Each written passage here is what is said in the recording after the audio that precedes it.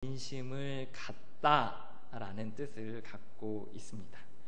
높은 곳에 계신 그 하나님께서 아주 낮고 낮은 이 땅 가운데 찾아오셔서 내 곁에 계셔서 나에게 관심을 갖고 계신 분이시라는 뜻입니다. 하나님께서는 바로 이 시간, 바로 이 순간, 바로 이곳에 임재하셔서 여러분 곁에 앉으셔서 여러분을 주목하여 보시고 여러분의 음성에 귀를 기울이시고 반응할 준비를 하고 계십니다. 그 하나님이 저와 여러분의 신음을 들으십니다. 그리고 7절처럼 가난한 자를 먼지더미에서 일으키시며 궁핍한 자를 거름더미에서 들어 세우신다 라고 표현하고 있습니다. 이 7절은 상용구입니다. 다시 말해서 속담과 같은 말입니다. 하나님께서 비천한 자를 일으키신다 라는 표현했을 때 사무엘상에서 똑같은 표현을 통해서 속담과 같이 또 상용구로서 사용되어지는 구문입니다.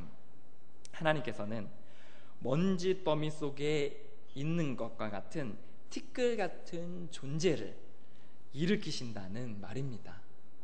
여기서 거름더미는 당시에 그 구걸하는 장소로 쓰였던 쓰레기 더미 속에서 구걸하는 자를 하나님께서 찾아가 주셔서 만나 주시고 그 음성을 들으시고 그 신음을 들으시고 일으켜 세우신다라는 말씀을 표현하고 있습니다. 9절에서 임신하지 못하던 여자들에게 자녀들을 주신다고 하였습니다. 당시는 농경사회라 임신하지 못하는 여자들은 지탄과 비난의 대상이 되었습니다. 하나님의 복을 받지 못한 사람이라 수근거림을 당했습니다. 이렇게 세상에서 비천하게 된 사람들을 하나님께서 웃게 하시고 일으켜 세우시고 그들을 회복시키신다고 말씀하고 있습니다. 4절과 9절은 우리에게 이렇게 말하고 있는 겁니다. 하나님은 하늘보다 높은 곳에 계신 분이십니다. 그런데 스스로 낮추사 이 땅 가운데 오셔서 내 곁에 계십니다. 내게 관심을 가지시고 나의 음성을 들으십니다. 그리고 나의 이 비통하고 비천한 비참한 상황들을 일으키십니다. 그러기 때문에 높은 곳에 계시지만 이 땅 가운데 오셔 나의 신음을 들으시고 나와 함께 하신 그 주님이시기에 주님은 찬양받기에 합당하시다라고 이렇게 최고의 표현들을 써서 명령하고 있는 것입니다. 시편 113편은 당시에 사용하던 때가 있었습니다. 이것은 이스라엘 백성들이 출애굽 즉 애굽에서 종살이하던 생활에서 탈출하던 때를 기념하던 6월절에 사용하던 노래입니다. 하나님은 종살이하던 이스라엘 백성들 채찍질당하고 욕먹고 비난당하고 조롱당하는 그들 가운데 내려오셔서 그들 곁에 계셔 그들을 살피사 그들에게 관심을 가르시고 그들의 음성을 들으셨습니다.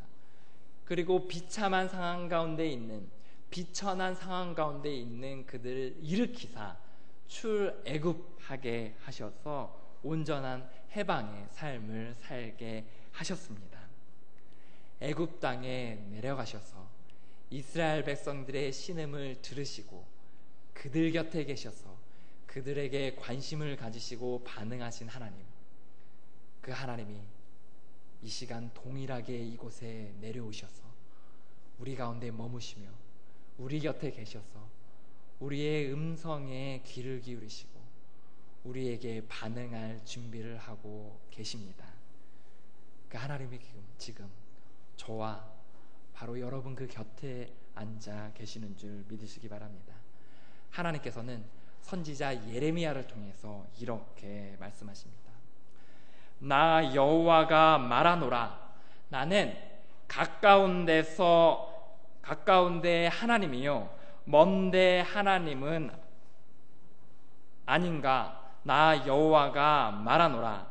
사람이 내게 보이지 아니하려고 누가 자기를 은밀한 곳에 숨길 수 있겠느냐. 나 여호와가 말하노라. 나는 천지에 충만하지 아니하냐. 이 말씀은 나는 가까운 데 있을 뿐만 아니라 먼 데도 있다, 나를 피해 숨을 곳이 없다라는 문맥 가운데 나온 문장입니다. 이 말씀을 통해서 하나님의 어떠하심, 하나님의 속성이 너무나 분명하게 드러나고 있습니다. 나는 천지에 충만하지 아니하냐. 나는 하늘과 땅, 온 땅, 열방 가운데 충만히 거하지 아니하냐. 그 하나님이 우리에게 동일하게 말씀하고 있습니다. 나는 이 공간 안에 임재하며 너희 안에 충만히 거하는 하나님이다. 1611년 프랑스의 로렌느에서 니콜라 에르망이라는 이름의 사내가 태어났습니다. 18살 되던 어느 날 그는 나뭇잎을 떨구고 앙상해진 나무를 바라보고 있다 깊은 생각에 빠져들었습니다. 그는 그때 하나님의 섭리와 능력을 불현듯 깨달았습니다. 그리고 그때 하나님 앞에 자신의 마음을 돌이키며 회심하는 경험을 하게 됩니다. 그런데 웬일인지 환경이 그 이후로 그다지 순탄하지만은 않았습니다. 전쟁에 참전했다가 심각한 부상과 후유증으로 불구가 되었습니다. 직장에서는 매사에 서투르고 실수를 연발하는 얼치기, 부족한 사람에 지나지 않았습니다. 부족한 자신에게 훈련이라도 하려는 듯 그는 50이라는 늦가기 나이에 수도원이라는 곳에 몸을 담게 되었습니다. 그는 거기서 그의 새로운 삶을 시작하게 되었습니다. 평신도의 형제 자격으로 들어간 파리의 갈멜회라는 수도원에서 그는 주방 일을 맡았습니다.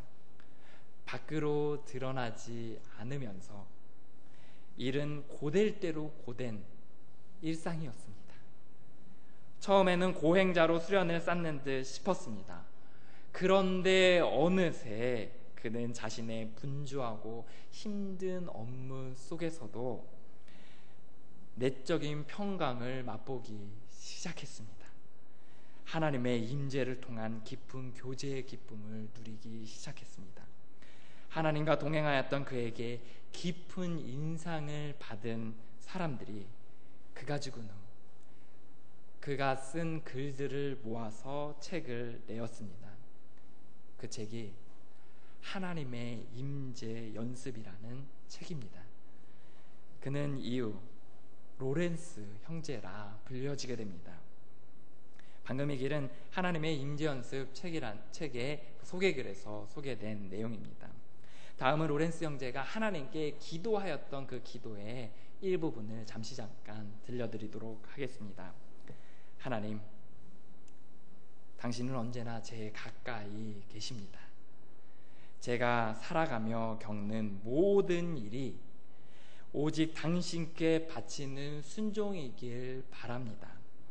하나님, 제가 그러하고자 할 때 당신의 임재를 은총으로 내려 주옵소서.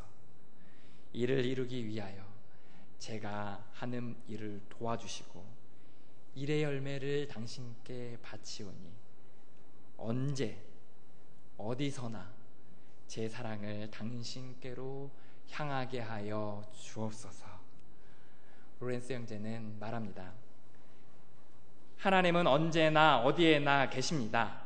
따라서 우리는 언제 어디에 있든지 하나님께 말을 걸 수 있습니다. 우리에게 필요한 것은 오직 하나님을 향한 사랑입니다.